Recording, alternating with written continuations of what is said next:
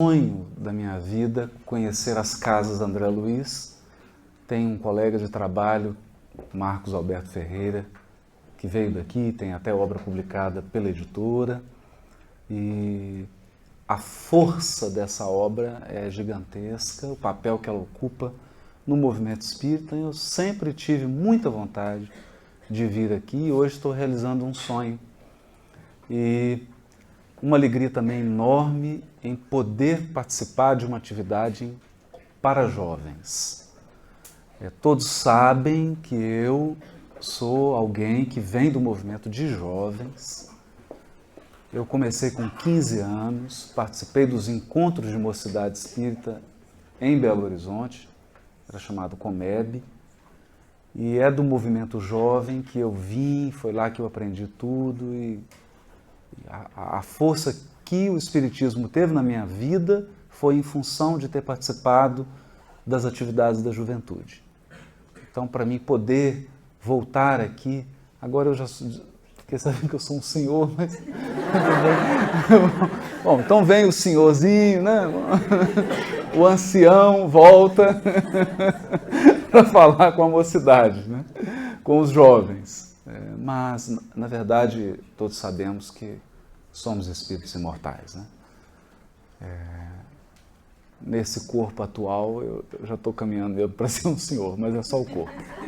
Bom, eu queria aproveitar também para agradecer a coordenação, a todos que fizeram o convite, a querida amiga Ana, por ter intermediado, tornado possível esse momento, e agradecer a espiritualidade que tem aí sustentado, amparado, a todos os organizadores e que tornou possível esse momento especial que nós queremos viver aqui hoje, que é fazer uma reflexão sobre essa obra extraordinária, Pensamento e Vida, da psicografia de Chico Xavier, ditada pelo Espírito Emmanuel. Antes da gente começar, eu vou falar apenas 15 minutinhos e já abrir para as perguntas e debates, que eu acho essa forma mais dinâmica e mais gostosa. Eu queria só comentar sobre o canal Evangelho e Espiritismo. Nós no Portal C, já deu para perceber, mudamos o foco, né? A gente caminhou para um portal de vídeos que funciona como um Netflix. Então temos associados queridos que são Divaldo Franco, Raul Teixeira, Federação Espírita de Goiás e vários outros parceiros que disponibilizam conteúdos de congressos, palestras nesse portal. A pessoa assina por um preço bem razoável, né? E ela tem acesso a todo esse conteúdo de vídeo que antes seria colocado em DVD. É importante dizer que aquilo que é produzido gratuitamente para o YouTube continua gratuitamente, sem... É apenas aquele material que exige uma produção mais trabalhada, o material que antes ia para DVD, como hoje o DVD está com os dias contados, né, os aparelhos, está tudo migrando mesmo para essas plataformas na nuvem. Então a gente resolveu colocar esse material que exige uma produção mais bem trabalhada, colocar no canal e a pessoa assina, tem acesso, com uma vantagem especial que as casas, as organizações, elas podem se associar, ela adquire um cartãozinho e parte da renda do canal vai para a instituição. Então hoje as casas André Luiz estão participando hoje desse processo, né? Quem quiser mais informação, temos ali o Rodolfo, a turma toda ali atrás para esclarecer. Vamos mandar um abraço para eles ali, né? Estão lá, então depois quem quiser tirar uma dúvida, é só conversar que eles dão maiores detalhes. Querida, obrigado. Para mim foi uma grata surpresa estar aqui um grande amigo, o Saulo, com a Larissa. O Saulo com a Larissa, né, os dois são um casal que coordenaram o projeto Evangelho por Emmanuel, que a FEB está publicando, é a coletânea dos comentários de Emmanuel do Evangelho, e hoje o Saulo com a Larissa coordenam uma equipe, a equipe da tradução do Novo Testamento, né? A gente montou uma equipe para poder dar uma acelerada nesse processo, e ele é o maestro aí desse processo todo, né? E para mim ter esse amigo que é um palestrante, uma pessoa brilhante, com a Larissa também, que é fantástica e uma pesquisadora danada, né? Ela ter essa turma aqui assistindo, a gente fica com um pouquinho de frio na espinha, mas fica muito feliz, né? Mas como é debate, eles vão participar também, vão falar, então eu fico mais tranquilo, né? Eu queria comentar rapidamente uma introdução sobre o livro Pensamento e Vida. A primeira coisa é terminologia. Nós sabemos que em qualquer língua, uma palavra pode significar mais de uma coisa. Seria um sonho se cada palavra significasse apenas uma coisa. Seria um sonho de todos. Mas esse sonho ainda não é possível na linguagem humana. Há um fenômeno que é desagradável, mas ele é um fato. Uma palavra raramente significa apenas uma coisa, ela significa várias coisas. Por exemplo, a palavra alma, que deve ter mais ou menos 1 milhão, que eu me lembro assim de cabeça, 1.562.354 significados. Estou brincando, né? E aí também a palavra pensamento. Então a primeira coisa que nós precisamos atentar é em qual sentido Emmanuel e os espíritos, principalmente André Luiz na sua obra, utiliza a palavra pensamento. Então nós vamos começar fazendo igual o escultor. Igual o escultor. Perguntaram para Michelangelo como que ele fazia para extrair um Davi, a sua obra-prima, de um bloco de pedra. E ele respondeu assim simples: não, já está lá, eu só tiro o excesso.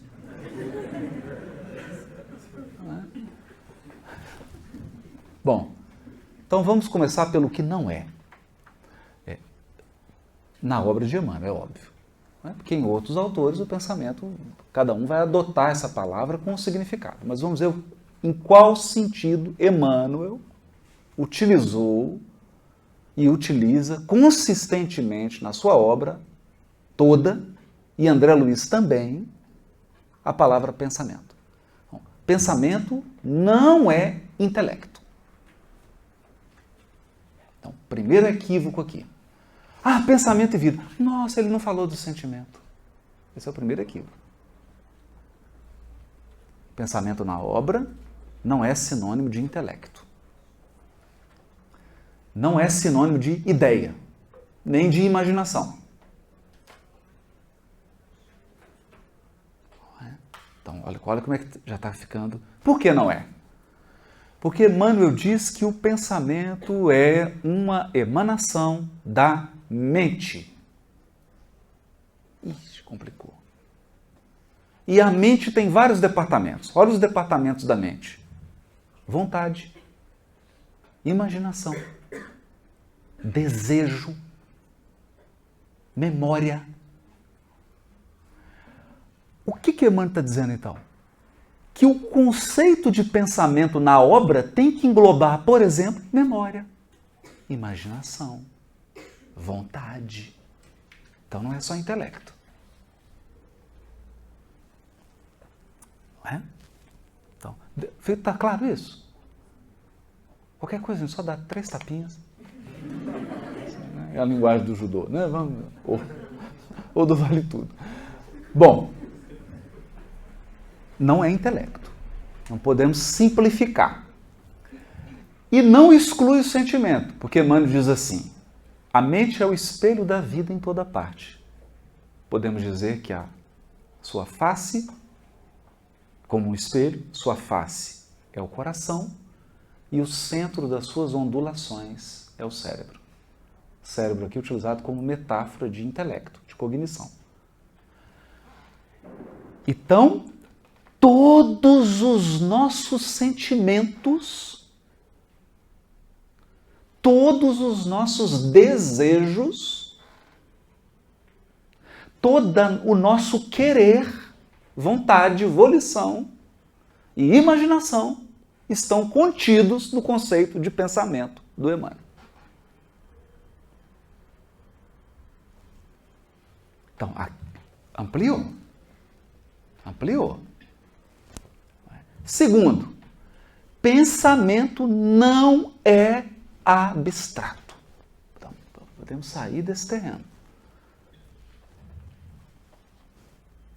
pensamento não é um conceito abstrato na obra de Emmanuel e na obra de André Luiz.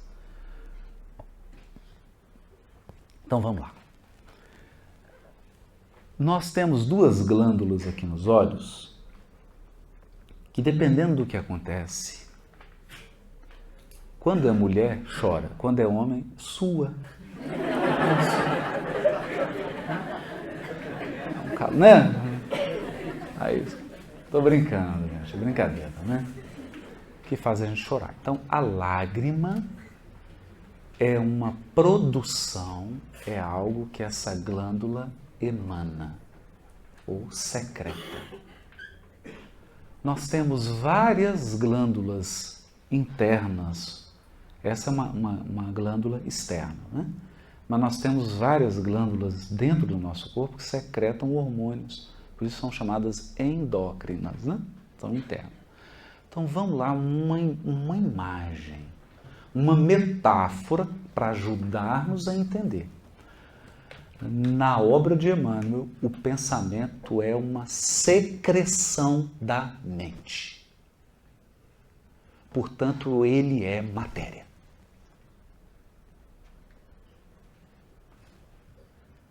Ele é matéria. O pensamento é mais concreto do que essa cadeira.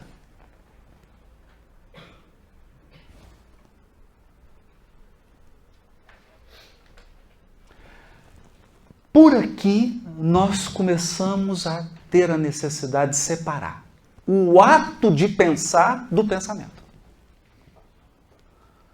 O que nós sabemos sobre o ato de pensar? Nada. Nada. Emmanuel diz assim no livro Roteiro e em outras obras. Sobre o corpo físico, eles já dominam com certa segurança. E aí ele diz, agora estudamos na nossa faixa evolutiva a mente. Começamos a estudar a mente. Olha só. André Luiz também diz a mesma coisa no livro Evolução em Dois Mundos. Iniciamos por aqui o estudo da estrutura mental das células. Porque a célula mesmo, do ponto de vista biológico, já... Claro, imagina, eles observam o fenômeno sem microscópio. Eles conseguem ter acesso à matéria tal como ela é. Quem aqui já viu um átomo, um encarnado aqui, que não vale espírito, né? Não, ninguém de nós viu o átomo.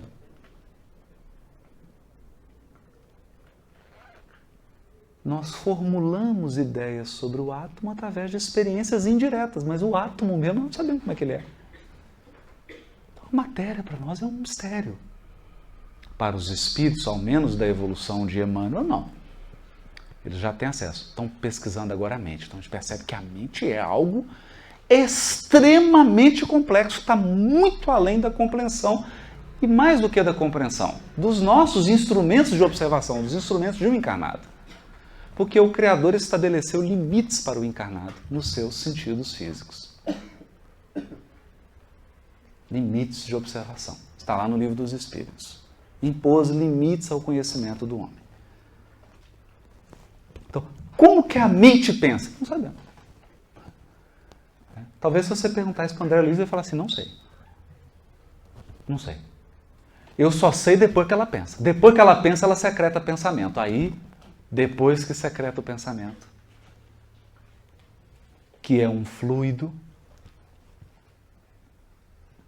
ou se você preferir, numa linguagem atual, um plasma. Esse plasma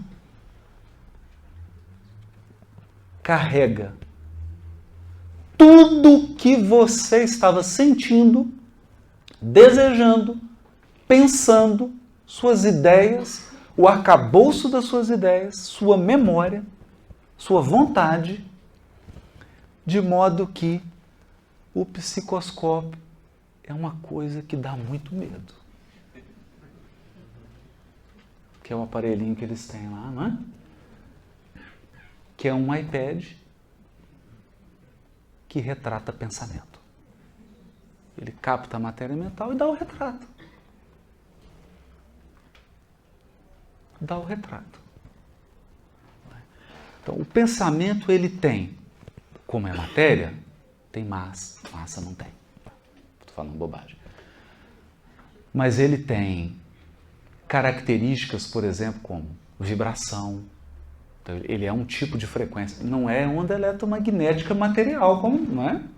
Não vamos cometer esse erro. Porque senão você construiria uma gaiola de Faraday e o pensamento não passava. Então ele é um tipo de onda eletromagnética espiritual. Então ele tem vibração, ele tem cor, ele tem cheiro, tem densidade, tem olha as características dele. E ele carrega elementos espirituais que deprimem ou levantam. Agora, o mais importante de tudo,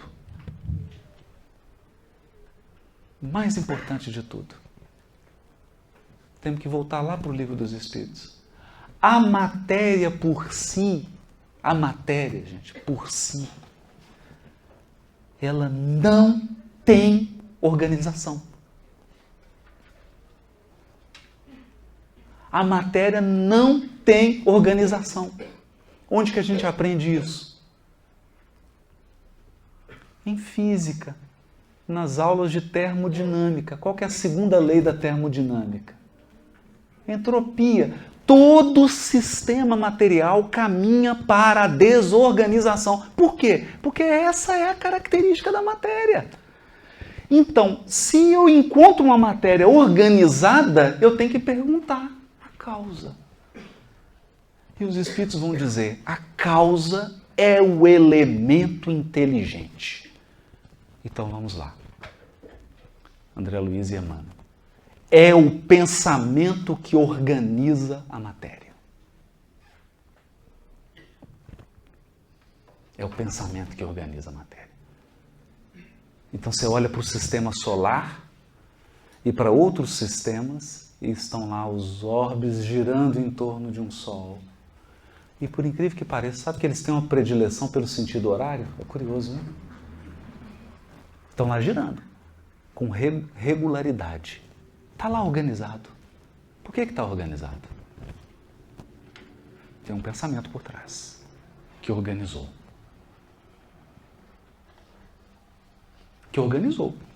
Hoje nós estamos vivendo aí um grande fenômeno, que é o fenômeno da inteligência artificial.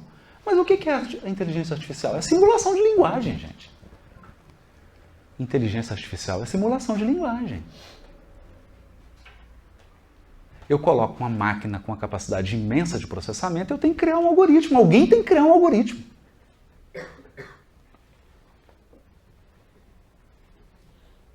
Não é? Então eu empresto inteligência. Olha para vocês verem. Daqui a pouco nós vamos estar conversando com um robô.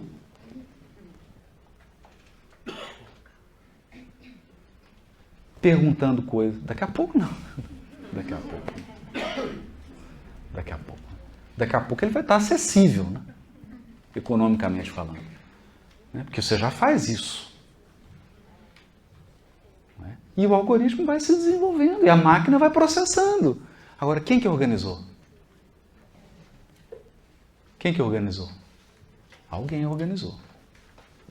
Teve que construir, teve que criar o algoritmo. Inteligência. Então, o pensamento estrutura a matéria.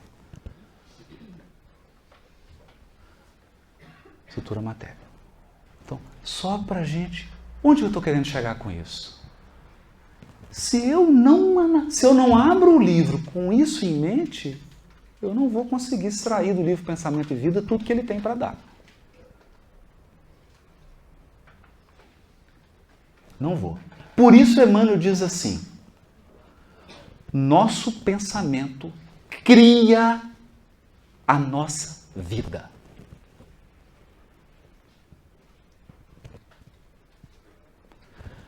Nos sentidos mais profundos. Por exemplo, seu pensamento moldou seu corpo.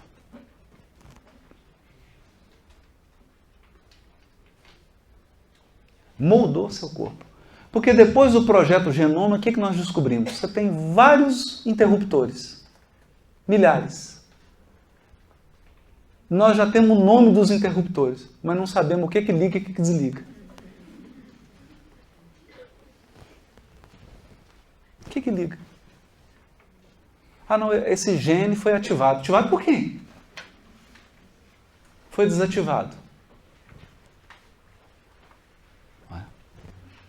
Então, cria a vida. E aí vem a frase extraordinária que está no prefácio. Os prefácios do Emmanuel, ele diz assim: o pensamento, nosso pensamento, cria a vida que buscamos. Até que um dia nos identifiquemos com a sabedoria infinita e com o amor infinito que constituem o pensamento e a vida de nosso Pai.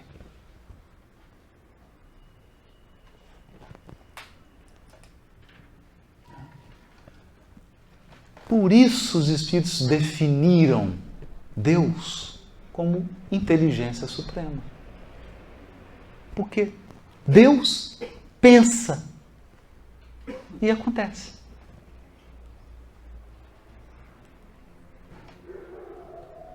Ele pensa.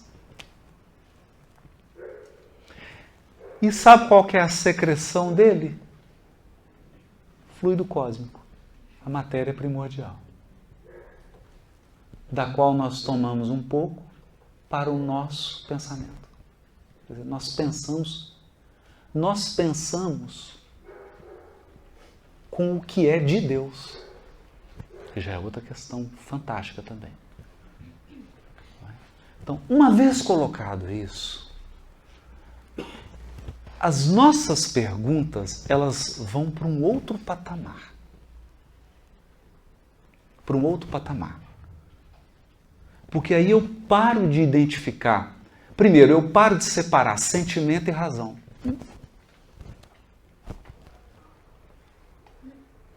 Sentir e pensar são habilidades do espírito, naturais. E quando você sente, você emite um pensamento que carrega seu sentimento. Quando você pensa, você... Só que é tudo junto, misturado, né? A ponto de Emmanuel dizer assim: o reflexo esboça a emotividade, que a primeira reação nossa é emotiva. A emotividade plasma a ideia. Olha que interessante. E isso vai chegar nas atitudes, nas palavras e nas ações que vão gerar destino. Então, eu acho que aqui já deu ficar claro que o pensamento não é uma abstração, o pensamento não é intelecto apenas. Agora, vamos limitar algumas coisas.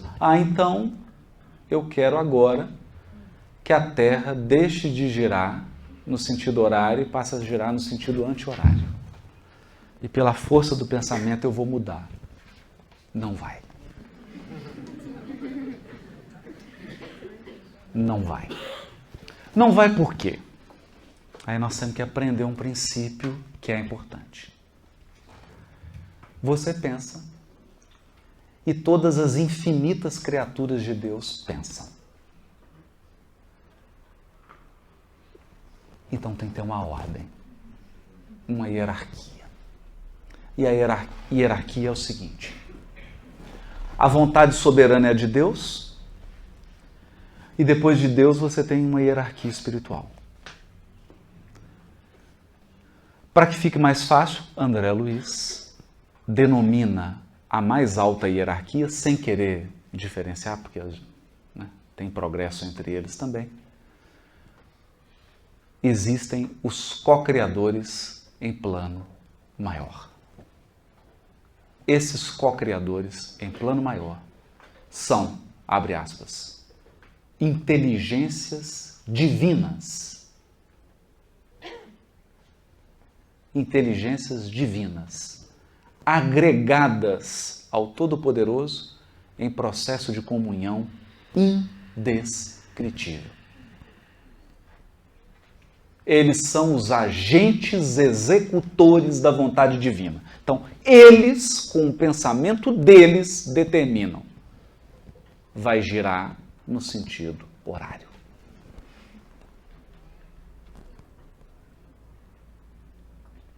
Então, eu crio, mas eu crio num plano menor.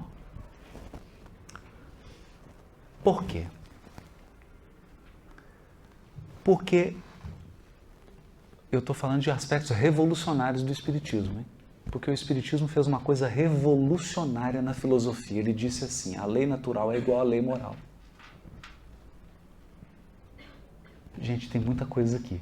Isso significa que a moral não é uma construção dos costumes das sociedades. A moral é uma lei objetiva. E ela é a mesma natural. Eu vou repetir.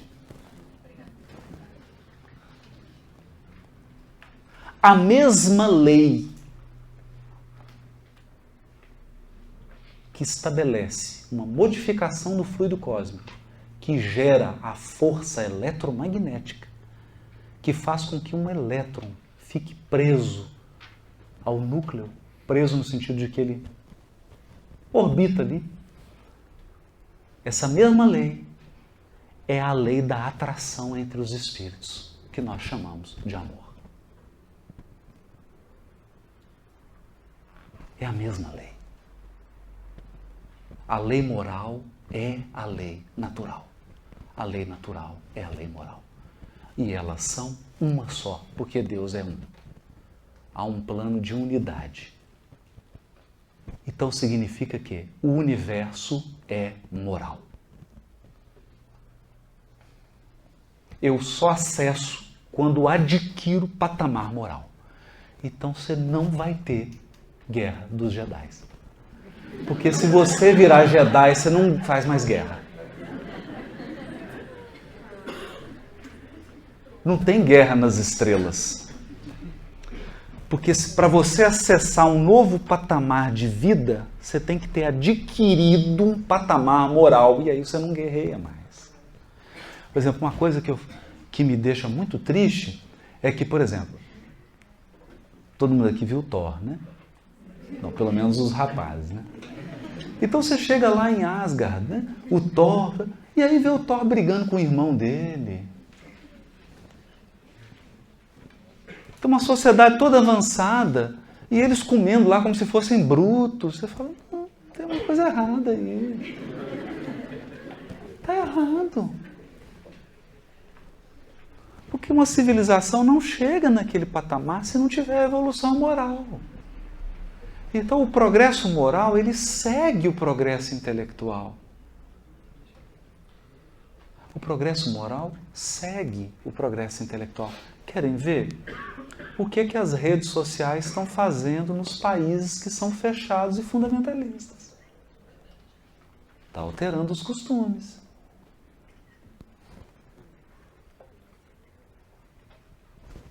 Porque nesses lugares as mulheres descobrem que são iguais aos homens. As pessoas descobrem e começam a gostar de determinar suas próprias vidas, de fazer escolhas, de ter autonomia. E aí você revoluciona os costumes. Então o progresso intelectual propicia um progresso moral. Porque aumenta a sensibilidade. Portanto, quando você atinge patamares de uma inteligência superior, você também possui uma moral superior. É assim que funciona. E o nosso pensamento nos permite estabelecer redes de conexão. É o capítulo do Pensamento e Vida chamado Associação. É mais ou menos o seguinte: o Facebook é um plágio. Copiou. Você já faz parte de uma rede universal, mas não é universal da Terra, não. É universal de todos os universos, porque todos os seres que pensam estão em conexão. Trocam conteúdos. É o capítulo Associação. Gente, esses são desafios extraordinários para a gente. Mas eram esses pontos que eu queria fixar na obra, porque uma obra que dá esse foco e que coloca as questões nesses termos, ela nos força a pensar sobre quem eu sou.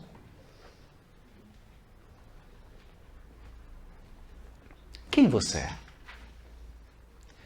Se eu sento aqui com um robô, um Watson, simulador de linguagem, inteligência artificial, só que ele tem acesso à internet. Então, qualquer pergunta que eu fizer, ele acessa a rede mundial e todas as bibliotecas do mundo e me responde na hora. Ele fala todas as línguas.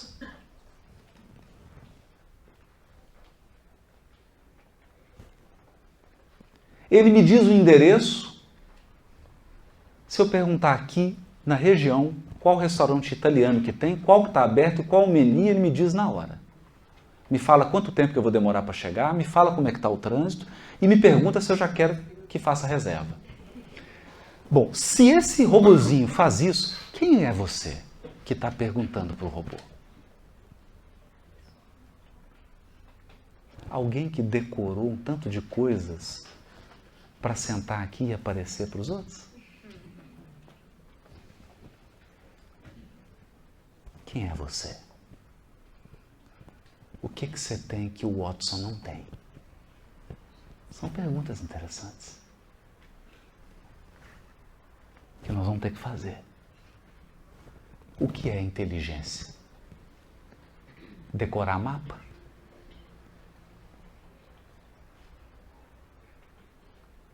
Acumular informação?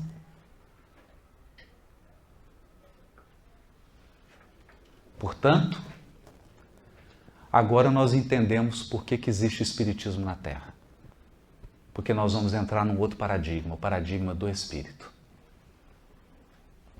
Já existem fundações, eu estive conversando com um amigo, André Siqueira, já existem organizações que estão estudando um cenário para o planeta Terra.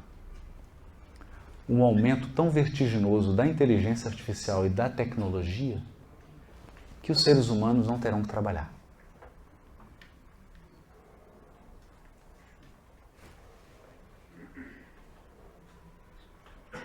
Kardec perguntou isso aos espíritos. Se os espíritos trabalhavam. Sim, mas não é obrigatório. Nem é obrigado. E o trabalho é toda ocupação útil. Qual o trabalho de um anjo? De um espírito puro? Essas são questões que nos lançarão para a era do Espírito. A era do Espírito. E os fundamentos dessa era estão na codificação, evidentemente, e essa obra Pensamento e Vida será a cartilha a ser estudada por todos nós que desejarmos viver nesse novo século do Espírito. Para entender que no fundo, a vida que eu vivo hoje é resultado da maneira como eu penso. Isso significa meus sentimentos, meus desejos, minhas emoções, minhas ideias, minhas representações, como eu vejo o mundo, como eu interpreto e como eu atuo. São os novos desafios. Agora vamos para a interação. Obrigado, Nuno. Querido. Vai ter um monte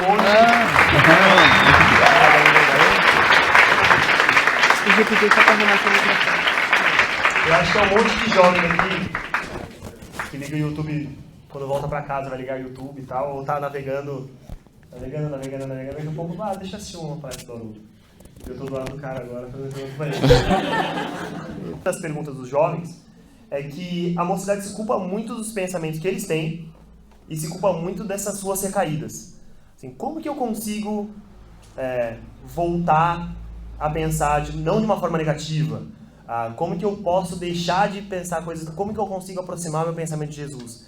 Eu senti que existe muito essa cobrança sobre o seu próprio pensamento e essa culpa. Minha pergunta para você e aí resumindo isso, como que esses jovens conseguem mudar o pensamento e como que eles conseguem lidar com isso no dia a dia, porque é comum, né? E faz parte da vida. Bom, então, Emmanuel diz, quando vai falar da religião, ele diz, e André Luiz também no Evolução em Dois Mundos, que a religião é o processo que a espiritualidade utiliza para educar os espíritos. Só que o pensamento religioso sofreu um grande processo de aperfeiçoamento com a chegada do Consolador Prometido. Porque nós saímos desse padrão aí, de isso é errado, isso é certo, culpa, eu me sinto mal, para um outro padrão, que é o padrão da maratona. Então é assim, haverá uma maratona ano que vem em São Paulo, 42 quilômetros, e eu vou participar. No dia, estou hipotético, né? Eu não vou. No dia, eu compro o tênis, o short, chego lá e vou correr 42 quilômetros. Vou? Não vou. Não vou. Não vou. Então eu começo 100 metros, 150, 200. Daqui a pouco eu estou correndo 1 quilômetro. Então o que significa? O pensamento é uma força. E ele exige autodomínio. Autodomínio você não adquire nem se culpando e nem julgando os outros. Autodomínio você conquista com prática, com treino. Então, muitos de nós, às vezes, infelizmente, até numa atitude piegas, fala do Chico assim, nossa, mas o Chico. Que coisa, como se assim, de repente, o Chico virou um espírito iluminado. Sem perceber que em 80 anos de mediunidade, o Chico ficou mais em transe mediúnico do que acordado.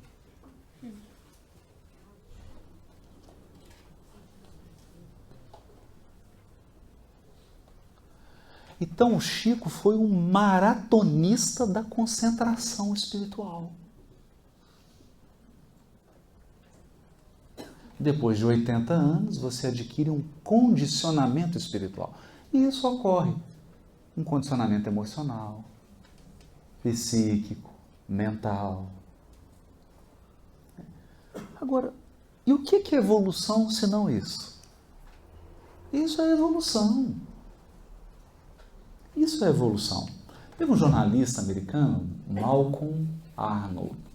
Não, Malcolm, estou confundindo aqui. Escreveu o livro Outliers. Malcolm Gladwell.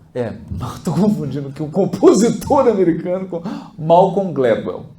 Um jornalista escreveu um livro Outliers. Ele entrevistou várias pessoas que eram assim, pessoas de destaque nas suas áreas. Então, músicos, esportistas, empresários, artistas, de modo geral. E ele descobriu o seguinte, que você só se torna bom em algo depois de 10.000 horas.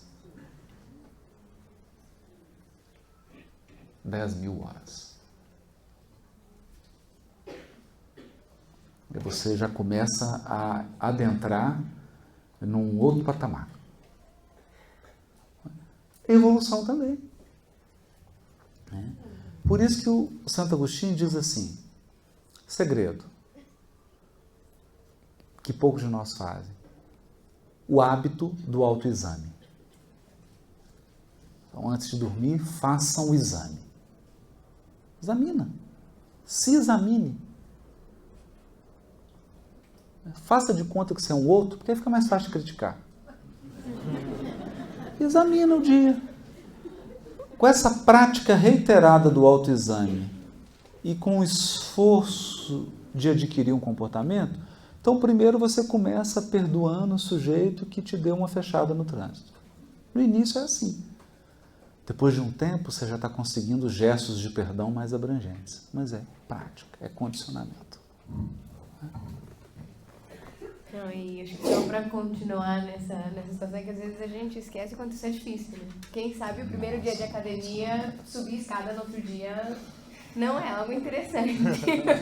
Mas aí na próxima semana vai melhorando, e aí quando você vê é algo que te cativou, né? Que você continua fazendo. Luísa, você vê como é que isso é importante? Quando Sócrates foi preso, a esposa dele foi procurá-lo na prisão. E ela disse assim, mas você está preso? Ele falou assim, não, eu não estou preso. Eu estou livre. Quem está preso é quem me colocou aqui. Né? Então, quer dizer, a concepção desse espírito de liberdade, de autodomínio, era extraordinária. Extraordinária, né? Bom, gente, vamos abrir também para as perguntas. Tinha uma aqui, Luísa, essa da matéria, essa é muito impossível. Se então, o pensamento afeta a matéria, essa é importantíssima. E enquanto isso, se vocês tiverem dúvidas, levanta a mão.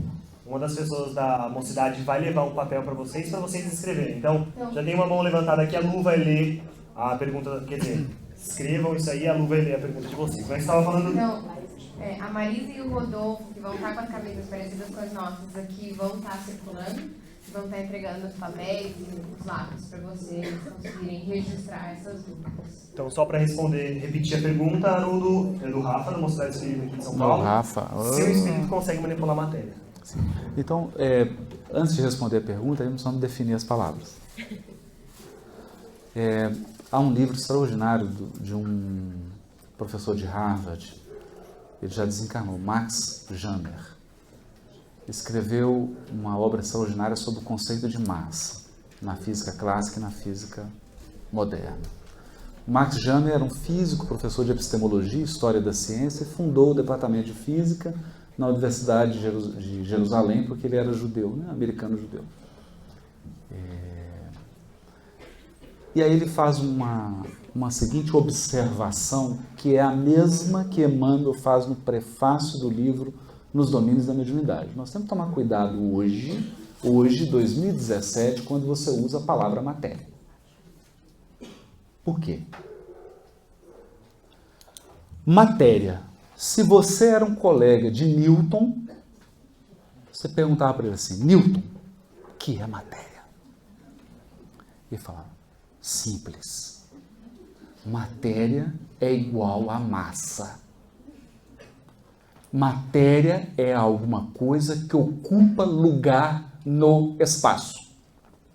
Por isso, dois corpos não podem ocupar o mesmo lugar no espaço. Gente, era tão simples antes. As coisas eram tão simples, era muito simples. Então ele dizia assim, quer ver? Tocou? Sentiu? Isso é matéria. Matéria. Você sentiu? Tocou? Outra coisa da matéria. Eu vou passar esse copo por essa cadeira.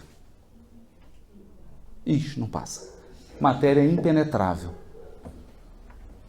Simples, conceito simples. O problema é que hoje, 2017, as pessoas falam de matéria como se o conceito fosse esse.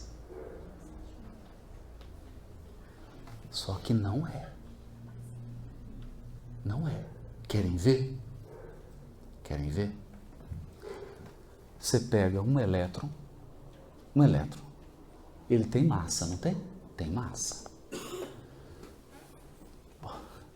Não sei nem o que nós estamos dizendo isso, mas tudo bem, ele tem massa. O pósitron tem massa. Aí eu coloco os dois no acelerador de partículas. Qual que é a diferença do pósitron para o elétron?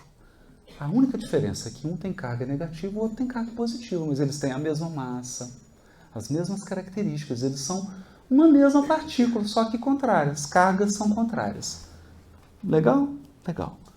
Aí eu coloco um para chocar com o outro. eles vão acelerando, chocam-se um com o outro. O que acontece? Desse choque, some o elétron, some o pósitron e aparecem 2 fótons. Você soma a energia do elétron e a energia do pósitron, é a energia que os fótons têm. Só que tem um probleminha, fóton não tem massa. Cadê a massa?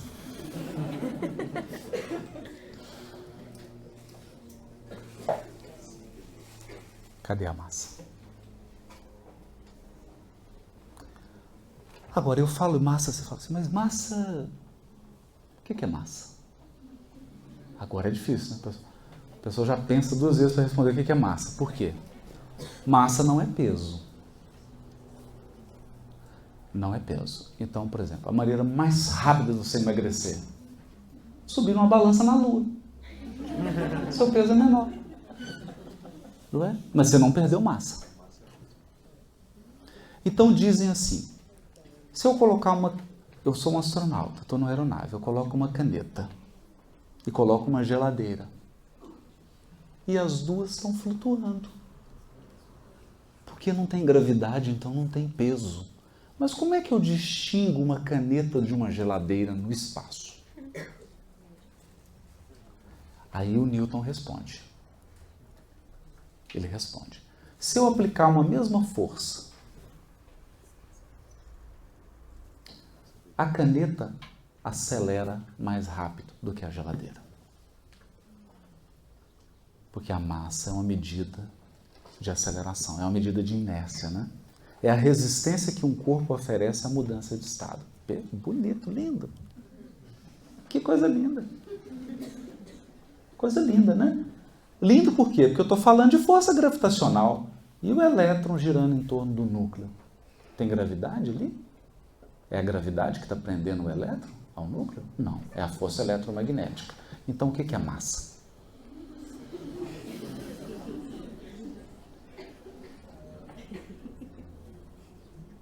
Aí eles falam assim, não, você não entendeu, Haroldo. Existe a massa gravitacional, a massa inercial, mas a massa gravitacional tem 2 tipos, entenderam, gente? Ou seja, vamos contar, nós não sabemos mais o que é matéria. Nós não sabemos mais o que é matéria. Essa é a verdade. Você pega um canhão de elétrons aqui, coloca 2 fendas, joga o canhão de elétron, ele passa pelos 2 buracos ao mesmo tempo. Porque ele vira energia. Energia não é partícula, não ocupa lugar. Perceberam? Então nós não sabemos mais o que é matéria. Só sabemos uma coisa. Só sabemos uma coisa. Abre aspas. Eu adoro essa frase do Niels Bohr. Você tem uma alegria. Assim, eu tomo café e eu leio. Essa frase eu estou querendo colocar ela no meu quarto. Que o Niels Bohr, quando ele foi estudar lá a física quântica, o átomo, ele falou assim, ó, parece que esses malditos... Ipsis literis, abre aspas. Parece que esses malditos elétrons têm livre-arbítrio. Fecha aspas. Então, olha que coisa complicada. O fóton não tem massa, mas ele é matéria. Então o que é matéria? Porque eu pergunto para o Newton, ô Newton, agora está complicado, Newton. Dá uma comunicação mediúnica aí, porque é o seguinte, você falou que eu conseguia tocar, eu não consigo tocar um fóton. O fóton penetra tudo. Ele penetra, ele passa, ele circula. E pior, ele anda na velocidade da luz. Um corpo que tem massa, você não consegue colocar na velocidade da luz. Porque a energia necessária para isso é infinita. E ele anda na velocidade da luz. E o pior é o seguinte, que o Einstein disse que um corpo que anda na velocidade da luz, o tempo para. Então Ted Green diz assim, para um fóton, o tempo parou, porque ele está na velocidade da luz, não tem tempo. Então o que é matéria? Por isso que quando fizeram essa pegadinha com os espíritos, o conceito de matéria, os espíritos olharam para Kardec, o espírito de verdade falou, para cima de mim, eu sou co-criador. Matéria é o laço que prende o espírito. Ele não conceituou. É o laço que prende o espírito. Nós não sabemos mais. O certo é que o que a ciência não consegue definir. O fóton é matéria? É matéria. É matéria. O átomo de ferro é matéria? É matéria. Então, o que eles têm em comum? Nossa, mãe, o que eles têm em comum agora? Eu não sei. O que é matéria, não é? Mas eles já chegaram a uma conclusão. A matéria está organizada. Então, por exemplo, uma partícula tem propriedades. O que é ter propriedades? Significa que ela é uma coisa, ela não é tudo. Por exemplo, o elétron tem 2 spins. Ou é um ou é outro. Não são 3, 4, 5, 6. Então tem parâmetros. Quando você soma esses parâmetros, aí a ciência hoje fala assim, isso é informação. Informação é aquilo que diz das possibilidades do que pode ser.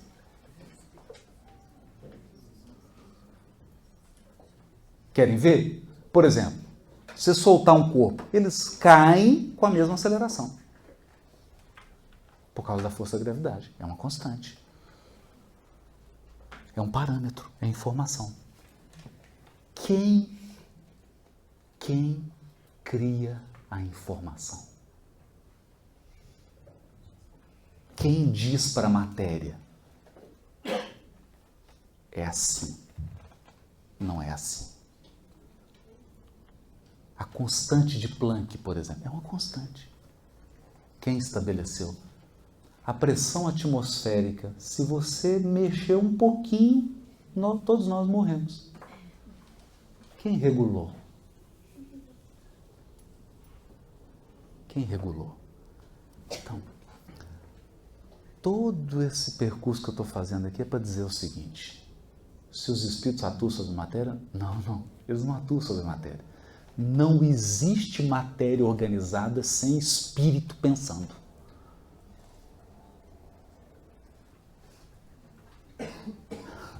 Obrigado. Eu vou até aproveitar e colocar uma pergunta aqui que já está dentro do que a gente está comentando, mas perguntaram, então, como é que o pensamento carrega essa energia? Ou carrega energia em geral? Nossa, o como a gente não sabe. Por quê? O que acontece? Vocês estão vendo e não estão sabendo nem o que é matéria. Imagina. Aí vem o André Luiz e diz assim, o pensamento é um outro tipo de matéria. Nós não sabemos nem a nossa. E ele já diz a mesma coisa. Ela se organiza em partículas, os mesmos princípios. Só que não tem como eu explicar para vocês porque falta linguagem. Vocês não têm linguagem, não tem como eu expressar para vocês. Não tem como eu descrever para vocês. Então, porque nós não sabemos o que é. Quando eu sinto, por exemplo, André Luiz chega a afirmar assim, não, ele afirma seguramente.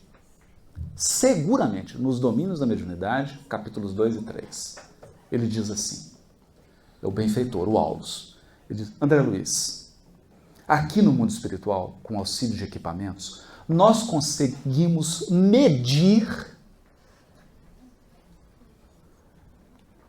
mensurar o pensamento e saber se é um pensamento de tristeza, de ódio, de arrogância, de humildade, de fraternidade. É ponderável. E aí ele encheu o coração da gente de esperança, que ele disse assim, não tarda e esses instrumentos estarão à disposição dos seres humanos. Agora eu não sei se fico alegre ou triste. Porque imagina você chega em casa e a sua esposa está com um psicoscópio. Imagina. que é o desafio disso? O desafio é o seguinte: em uma sociedade em que existe um psicoscópio, você é transparente. Sabe qual que é o maior desafio da desencarnação? Você chega no mundo espiritual, não tem como esconder. Não tem esconderijo. Você deixa de ser oculto e passa a ser transparente. Basta olhar para você. Você emana. Pela sua emanação, é um desafio. Porque isso muda os nossos valores morais. Acabou a mentira. Não tem testemunho, não precisa de testemunho. É desafiador. Que interessante isso, né? Dentro das perguntas, Haroldo, que a gente recebeu, é muito engraçado ver que tem muita gente que gosta muito de Jesus.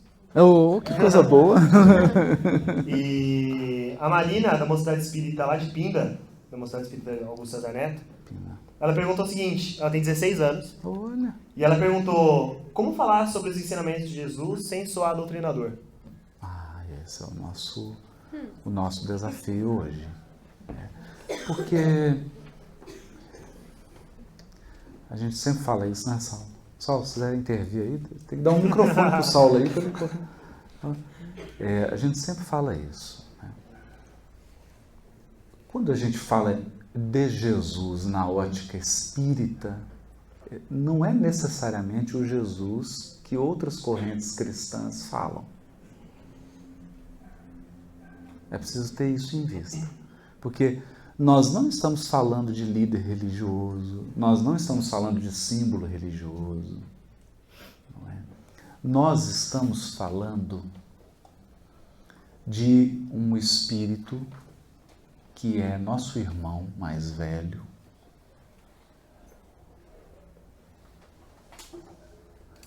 que já efetuou um processo evolutivo que nós não temos capacidade de compreender. E que, abre aspas, Emmanuel, nas ordenações sagradas da vida no infinito, nas ordenações sagradas da vida no infinito, foi eleito pelo Todo-Poderoso para ser o representante dele perante a comunidade terráquea. Questão 283 de O Livro Consolador. Então,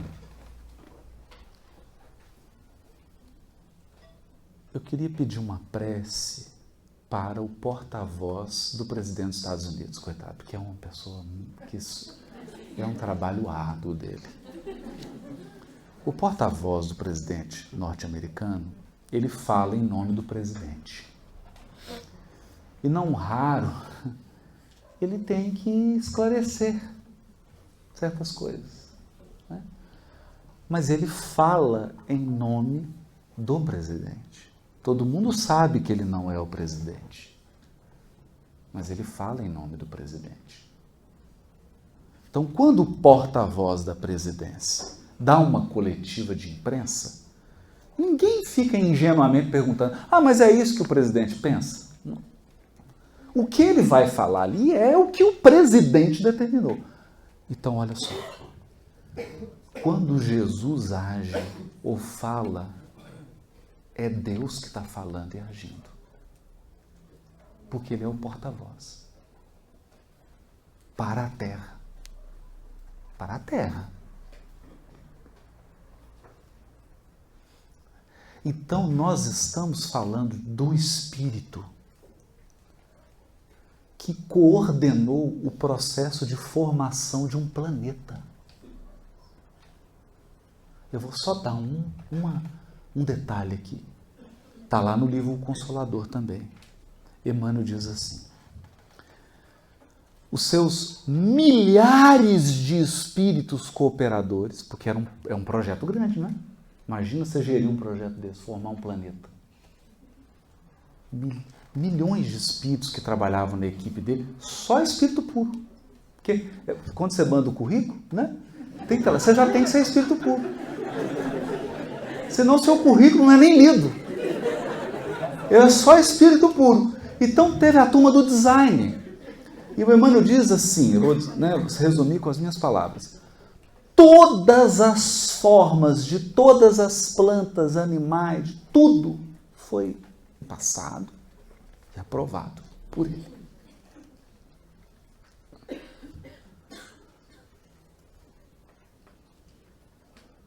Então nós estamos falando do maior CEO da Terra.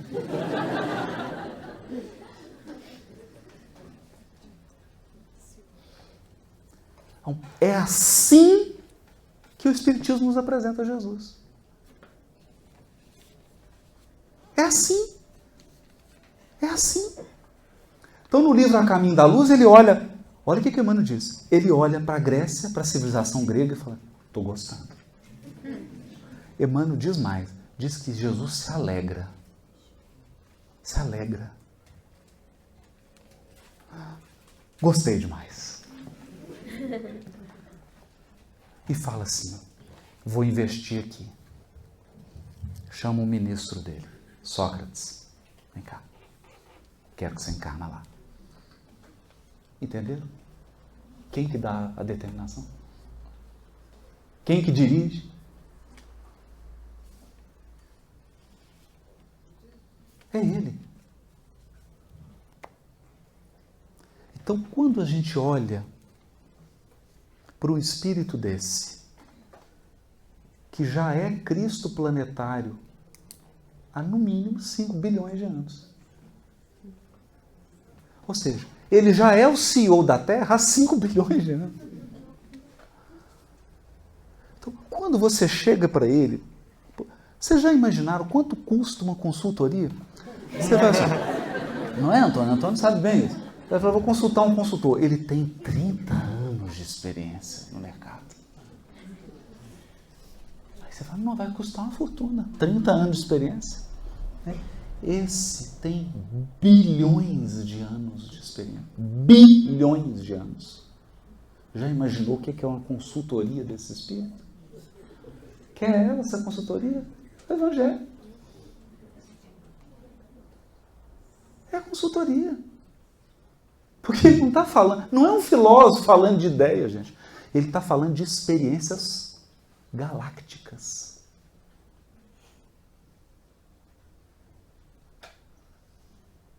Vivência. Então você conversa com Jesus e fala, eu estou com esse problema agora de família. Eu falo, eu entendo. Há 7 bilhões de anos atrás, eu vivi uma situação semelhante a essa. E desde que eu assumi a governadoria do orbe, eu tenho visto, assim, alguns milhões de casos parecidos com o seu. Na Terra e em outros orbes. Né? E tem uns amigos meus que são cristos planetários, e a gente conversa, né? Visitam uns aos outros, e nos nossos encontros eles têm trazido, esse problema tem sido recorrente no sistema. Né? Entende? É assim. Esse é Jesus. É esse o Espírito. Então, quando a gente o vê nessa ótica de guia e modelo, eu acho que essa é a maior contribuição que o Consolador Prometido tem a dar ao pensamento religioso. A maior contribuição é nos colocar, ou colocar a figura de Jesus no seu justo lugar.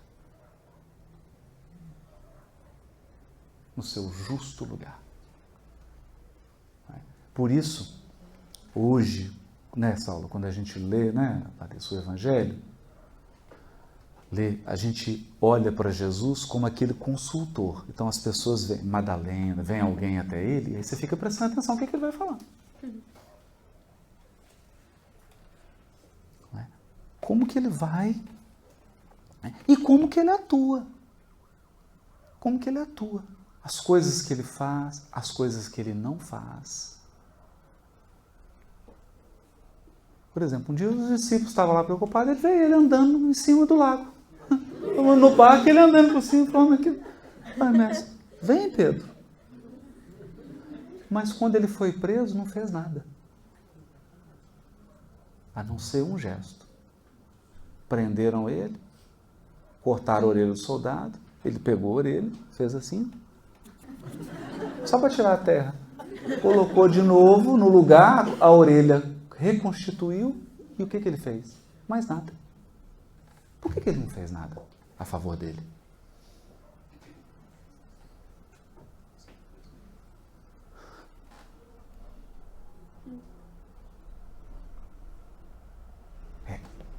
É uma lição, né? Então, quando a gente olha para esse espírito com esse olhar, você fala, meu Deus, eu tenho um guia e modelo, eu tenho uma consultoria gratuita pelos próximos 10 bilhões de anos da minha evolução.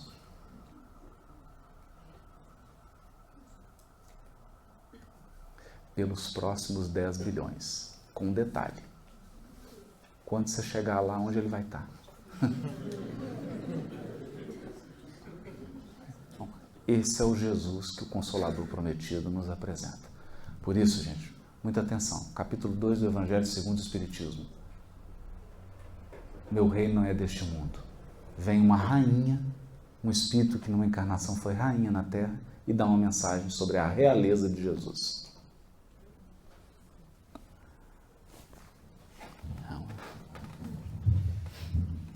Tenho certeza que tem um monte mais de pergunta. Tá acabando já? Mas, acabou há uns 20 minutos atrás. Que isso? O tempo tá passando rápido aqui, né, em São Paulo. Me falaram mesmo que aqui tudo é rápido. Aqui é rápido. É um beijinho só, mas senão porta-fecha do metrô, vai embora. E para encerrar, para fazer a consideração final, eu queria convidar, já como você convidou no começo, o pessoal a conhecer, a assinar e continuar e acompanhar você no YouTube. E eu tenho uma gratidão imensa toda vez que a gente vai preparar aula para as crianças, e vai ser, o tema esse ano inteiro é Jesus que a gente está trabalhando. Olha que legal. E aí é Jesus o Consolador, Jesus o Irmão. E eu vou lá procurar Haroldo Dutra Dias. Jesus... Eu quero que é completa, vai Haroldo. Dutra Dias. Mas muito obrigado. Acho que obrigado. Como, sei lá, tentando representar esse pessoal, agradeço muito a tua presença. Nossa, agradecemos. Fico super honrado de estar do teu lado. Eu lembro de ter visto e ter falado, caramba, o Haroldo vem. E aí ele falou assim, você vai subir lá com a luz, você vai fazer as perguntas. Eu fico super, super grato por isso, por ter essa oportunidade. A oportunidade é minha. De ter conseguido, pelo menos, tentar ler as perguntas aqui dos jovens para elas poderem ter respondidas. Eu fico muito agradecido pelo pessoal ter vindo, por ter participado, por ter perguntado, por ter tentado fazer as perguntas ao menos. Mas dentro do papo que o Haroldo deu com a gente, acho que muitas das coisas que a gente tinha dúvida e algumas coisas que a gente não sabia que a gente tinha dúvida foram respondidas. Eu, do meu lado aqui, agradeço muito. Eu vou engatar aqui também, então, que é incrível como você consegue elevar o nível da conversa, assim, de que as perguntas que a gente ia fazer, de repente, culpa é do Hernando, eu só... Você fala, aí, agora não faz mais sentido a culpa é do Hernando. Virou uma outra conversa e engatar junto nesse convite de que todas as palestras, todas as mensagens que você tem lá no YouTube, nos lugares onde você costuma visitar, trazem esse outro lugar para o espiritismo, assim, um lugar filosófico, científico e religioso, assim, o que a gente defende de tripé de espiritismo mesmo, e num nível patamar filosófico de conversa de faculdade, e é isso que é o espiritismo, que é um movimento tão amplo, tão bonito, tão bacana ver essa quantidade de jovens, essa quantidade de pessoas aqui uma sexta-feira à noite dispostas a acessar esse lugar. Te agradeço por nos levar até lá. Que isso, eu que agradeço, né? Porque a gente fica sem palavras, assim, eu vejo a cara do Fê de, nossa, faz sentido, assim, nossa, faz sentido mesmo. Não, mas nós temos então, que fazer justiça, né? Porque, primeiro, o codificador Allan Kardec era um homem um grande educador que estava em sintonia com tudo que estava acontecendo ao redor dele. Então ele dialogava com todos, artistas, filósofos, políticos, intelectuais, religiosos, aquele homem, o bom senso encarnado, não é? E depois nós tivemos um grande exemplo, a obra do Chico começa com a reunião de poetas. O Emmanuel reúne poetas para, através da letra, dizer alguma coisa. Depois ele traz um André Luiz, traz vários, e deixa a obra como o Consolador, e deixa uma obra como Pensamento e Vida, a série André Luiz. Então, o nosso dever é apenas no sentido, não diminuindo o trabalho, não é isso, mas apenas no sentido de delimitando o que a gente faz, que é árduo, é um trabalho árduo, mas apenas se limita a lançar luz sobre essa obra. Lançar luz sobre a obra. Então, eu queria dar uma palavra de despedida e dizer assim, eu sempre que me aproximo de uma obra de Emmanuel, de André Luiz, eu me aproximo como o primeiro dia da faculdade, o primeiro dia que eu entrei em sala de aula.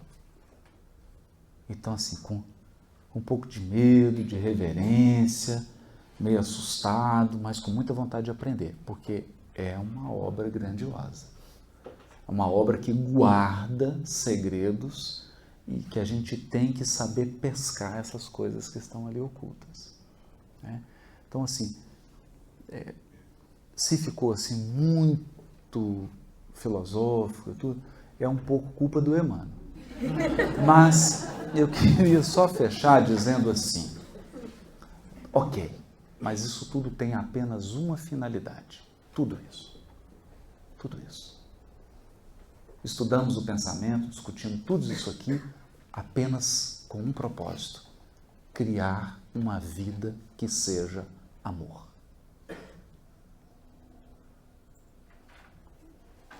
Porque é a frase dele. Um dia nos identificaremos com a sabedoria infinita e com o amor infinito que constitui o pensamento e a vida de nosso Pai. Então, a sabedoria infinita de Deus é o que gera a vida dele, que é o amor infinito. Então, a gente só está aqui para chegar no amor. Porque quem ama, aí não precisa ficar aqui falando isso tudo. Ele emana, a gente vê lá a Cipriana, né? Ela chegou lá e emanou uma vibração assim, tanto de cor, parecia um arco-íris. André Luiz falou assim, meu Deus, o que é isso? O benfeitor falou assim, eu não sei muito bem não, só sei o seguinte, André, essa vibração que ela está emanando, isso tem palavra, tem emoção, tem energia, tem um tanto de coisa que a gente não sabe o que é. E ela ama e o negócio sai dela. Não tem doença, não tem tristeza que segure isso aí. E sai. Então, nós queremos chegar nisso. Então, não se impressione se a gente abordou alguns temas que são difíceis, algumas ideias que são difíceis, mas o nosso propósito é o amor. Chegar ao amor. Ou melhor, como diz o grande mestre do sufismo, nós já sabemos o que é o amor. Só nos falta retirar todas as barreiras que separam o amor de nós. Só isso.